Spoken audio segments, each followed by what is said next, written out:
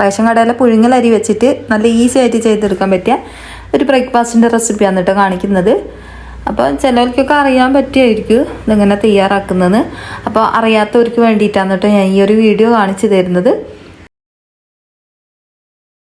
നമ്മൾ ആദ്യം തന്നെ നിങ്ങൾക്ക് എത്ര അരി വേണ്ടതെന്ന് വെച്ചാൽ അത്രയും അരി എടുത്തിട്ട് ചൂടുവെള്ളത്തിൽ, നല്ല തിളച്ച വെള്ളം വേണ്ട കേട്ടോ. അപ്പം വെള്ളത്തിലേക്ക് തൊട്ട് കഴിഞ്ഞാൽ നമുക്ക് കൈ കുത്താൻ പറ്റിയ ആ ചൂടിലേക്ക് നമുക്ക് ഈ ഒരു അരി കഴുകിയിട്ട് ഇട്ട് കൊടുക്കുക. എന്നിട്ട് പിറ്റേ ദിവസം എടുത്തിട്ട് ചെയ്തെടുക്കുക കേട്ടോ. പിന്നെ നിങ്ങളെ കയ്യിൽ പൊന്നി അരിയാണുള്ളതെന്ന് വെച്ചാൽ നല്ല ചൂടുള്ള വെള്ളത്തിൽ തന്നെ ഇട്ട് കൊടുക്കുക.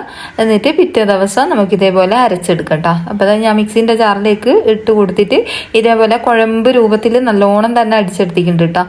കുറച്ച് പാകത്തിനുള്ള ഉപ്പും കൂടി ചേർത്ത് കൊടുത്തിട്ടുണ്ട്, വെള്ളം കൂടി പോവേണ്ട കേട്ടോ. ഇതേപോലെയാണ് നമുക്ക് അരഞ്ഞ് കിട്ടേണ്ടത്. അപ്പോൾ അത് മുഴുവനായിട്ട് ഞാനിവിടെ അടിച്ചെടുത്തിട്ടുണ്ട്. തീരെ അറിയാത്തവർക്ക് വേണ്ടിയിട്ടാണ് കേട്ടോ ഞാനിങ്ങനെ പറഞ്ഞു തരുന്നത്. എന്നിട്ട് ഞാൻ നമ്മൾ പുഴുങ്ങലരി പൊടിക്കല്ലേ, ആ പൊടിച്ച് വെച്ച ആ ഒരു പുഴുങ്ങലരി ഇതിലേക്ക് 1 ടീസ്പൂണ് ചേർത്ത് കൊടുക്കുക. നല്ല പത്തിരി ആയിരിക്കും കേട്ടോ നമ്മളിങ്ങനെ ചെയ്യുകയെന്ന് വെച്ചാൽ.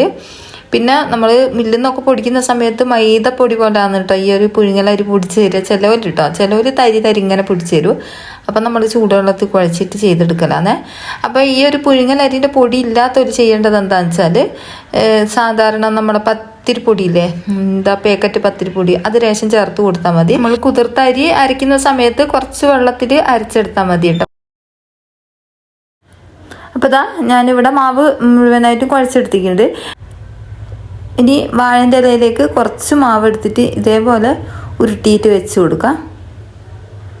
കുറച്ച് ഓയിൽ തടവി കൊടുക്കണം കേട്ടോ. കുറച്ച് വാഴൻ്റെ ഇല ഉണ്ട് അടിയിലും, അതുപോലെ തന്നെ കയ്യിലും കുറച്ച് ഓയിലോ വെളിച്ചെണ്ണയോ അങ്ങനെ എന്തെങ്കിലും ആക്കി കൊടുക്കുക. എന്നിട്ട് ഇതേപോലെ ഒന്ന് റൗണ്ടാക്കി എടുക്കുക. നിങ്ങൾക്ക് എത്ര കട്ടി വേണോ അത്രയും കട്ടിയിലെടുക്കുക. അധികം കട്ടി നൈസാക്കിയിട്ടല്ല കേട്ടോ ഞാൻ ചെയ്തെടുക്കുന്നത്. വാഴൻ്റെ ഇല ഇതേപോലെ വെച്ച് കൊടുത്തിട്ട് ഒന്ന് ഒരു പ്ലേറ്റോ മൂടി എന്തെങ്കിലും വെച്ചിട്ട് ചെറുങ്ങനെ ഒന്ന് അമർത്തി കൊടുത്താൽ മതി കേട്ടോ. നമ്മൾ കൈ വെച്ച് പരത്തുന്നതിലും നല്ലത് ഇതാണ്, ഇങ്ങനെ പെട്ടെന്ന് കഴിയും. എന്നിട്ട് നമുക്ക് കല്ലിലേക്ക് ഇട്ട് കൊടുക്കാം. ഓരോന്നായിട്ട് നമ്മളിത് ചെയ്തെടുക്കുന്നുണ്ട്.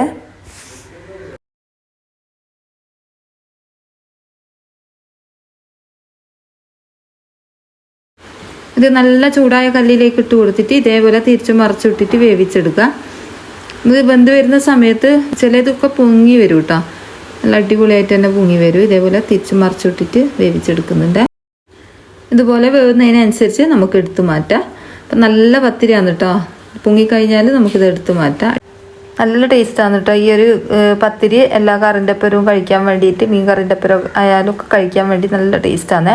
അപ്പോൾ ഇത്രയേ ഉള്ളൂ ഇന്നത്തെ വീഡിയോ.